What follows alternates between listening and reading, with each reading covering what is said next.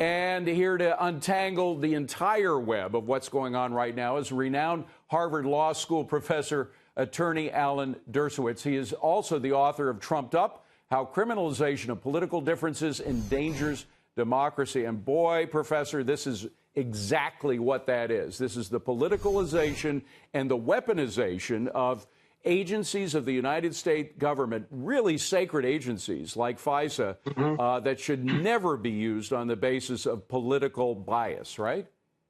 Well, there's no question about that. This is one of the most questionable elections, not in terms of outcome, in terms of process on both sides, with accusations and counter-accusations.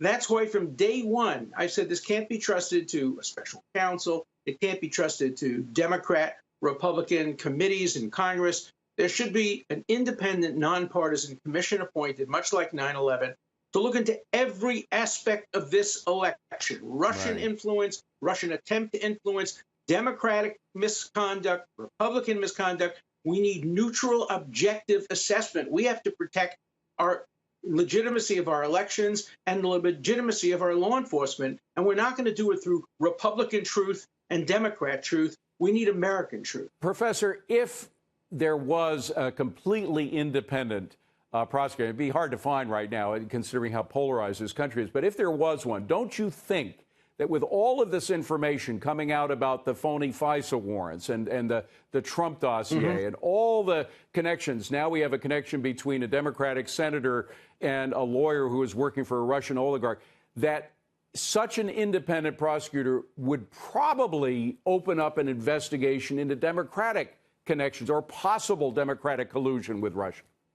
Well, the problem is none of this is criminal. It's all political sins. None of it is criminal. Well, let me argue with one point, Professor, and forgive me, but the one thing that does appear to be criminal is if somebody misrepresented evidence, material evidence, to a FISA court. Would that not be criminal? Oh, I don't think so. That could be contempt of court. Conceivably, it could be unethical, but I don't know any statute. Remember, you always have to start the inquiry by finding the statute. Yes. What statute is violated? And tragically, what happened with FISA is it's not the first time this has happened. FISA has a special trust because they get to hear only one side from the Justice Department. The Justice Department has an obligation to present it fairly, making sure that the FISA court sees all the evidence and all the evidence that undercuts the evidence. You know, one thing I'm thrilled about is I've been fighting this fight as a liberal Democrat for 50 years. Now, thank you, Republicans and conservatives, for coming on board and beginning to look critically at the FBI, at the FISA court. I think that's a good thing for America. By the way, the FISA court is not the only one on the spot here, because the FBI has a duty to trace down sources. And Christopher Steele, who was supposedly the main source of the Trump dossier, it turns out now that he may have just been a pass-through. And he was passing through a lot of information that was coming directly from the Clinton campaign. That's something that three major sources now, and there was no attempt by the FBI to track down where this information was coming from. And there should be now. It's not too late. There should be a deep inquiry into everything that went into the FISA warrant. We're all waiting to see the Democratic memo. It should come out. If the Republican memo came out, the Democratic memo should come out. After they're both out, ultimately, we should see the FISA application redacted, to be sure, to protect national security, but let the American public decide what the facts are, rather than being told by Republicans what their facts are, Democrats what their facts are. Let's give us the ability, and the media, because the media is the most important check and balance today on the excesses of the Justice Department, the FBI, the government, and Congress. The media has never been in a more important place. I agree, but as you well know, Alan Dershowitz, it is just the media that you're talking to right now that seems to have any interest or passion about the fact that Americans apparently were spied on without sufficient cause. The rest of the media doesn't give it much attention at all.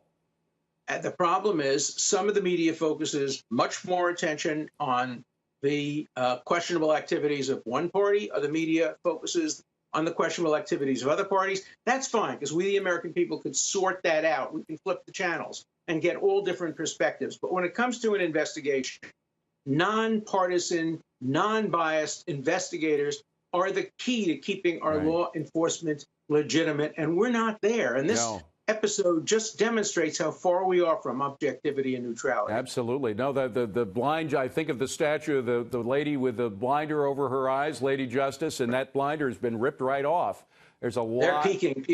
People are peeking at the very least, if not taking it off completely. Alan Dershowitz, great to see you. Thank you for being here. Appreciate it. Thank you so much.